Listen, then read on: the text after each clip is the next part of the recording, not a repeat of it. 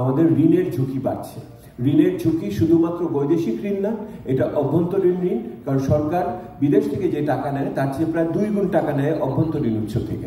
এইটার দায় দেনা পরিস্থিতি একটা বড় ধরনের সমস্যার আমাদের ইঙ্গিত নিয়ে আসছে।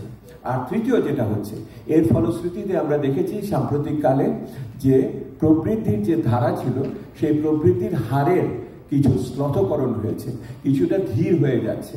এর সাথে সাথে যেটা দাঁড়িয়েছে সেটা হলো যে কর আহরণ এবং আমরা যেটা ইংরেজিতে বলি ফিসক্যাল স্পেস, অর্থাৎ খরচ করার সক্ষমতা সরকারের আরও অনেক সংকুচিত হয়ে যাচ্ছে। এই তিনটি সমস্যা একসাথে আগামী দিনের বাজেটকে নতুন একটি চ্যালেঞ্জের মুখোমুখি করেছে। এখন আপনারা যদি দেখেন, এইটার ভিতরে আমি যাব না, আপনারা মূল্যস্ফীতির যে হিসাব আমরা এখানে দিয়েছি প্রায় 10 কাছাকাছি এখনো রয়েছে।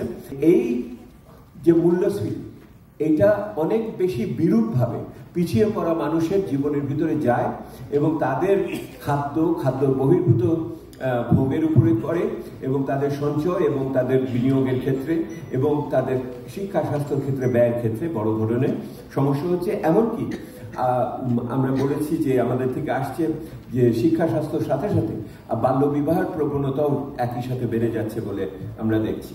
সরকার বিভিন্ন পদক্ষেপ নিয়েছে, আমরা সেগুলি খুব বিস্তারিতভাবে এখানে বলেছি। এরপরে এবং তারপরেও কিন্তু মূল্যস্ফীতিকে নিয়ন্ত্রণে আনা যাচ্ছে না।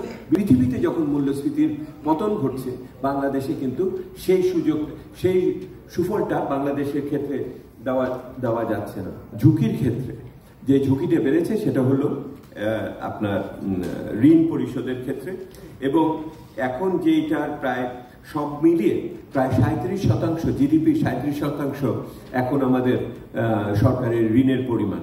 আমাদের মনে রাখতে হবে এর পাশাপাশি প্রায় আরও 5% উপরে ব্যক্তি খাতের ঋণ রয়েছে, অর্থাৎ আপনি সবকিছু মিলিয়ে প্রায় 42% জিডিপির আমাদের কিন্তু এখন বৈদেশিক ঋণ এবং অভ্যন্তরীণ ঋণ মিলিয়ে এইরকম পরিস্থিতিতে রয়েছে। এবং এই ঋণের পরিস্থিতি এমন হয়েছে যে সরকারের পক্ষ থেকে এইটার ফলে তো আমাদের বিনিময় হারের উপর চাপ সৃষ্টি হচ্ছে। আপনারা দেখেছেন টাকার মূল্য বিনিময় হারের অবনমন ঘটছে। কিন্তু আরও চিন্তার বিষয়, এতদিন আগ পর্যন্ত আমরা বলতাম যে বাংলাদেশ কোনোদিন ঋণের খেলাফি করেনি আমরা, কিন্তু এখন আমরা জানি অন্তত $5 বিলিয়ন এখনো আমরা দিতে পারছি না, অপরিশোধিত রয়েছে সরকারের পক্ষ থেকে। বিভিন্ন জ্বালানি খাত থেকে আমরা যে সমস্ত আমদানি করেছি এবং অন্যান্য বিদেশি প্রতিষ্ঠানের যে সমস্ত তাদের মুনাফাও বিদেশে নিতে পারছে না। সেই অর্থে বাংলাদেশের যে গর্বের জায়গাটা যে আমরা কোনোদিন খেলাফি হইনি বিদেশের কাছে, সেই জায়গাটাতে কিন্তু চির ধরছে। সংবাদ, ফিচার ও অনুষ্ঠানের জন্য ভিজিট করুন সংবাদ প্রকাশের ওয়েবসাইট এবং যুক্ত থাকুন ফেসবুক পেজ ও ইউটিউব চ্যানেলের সঙ্গে।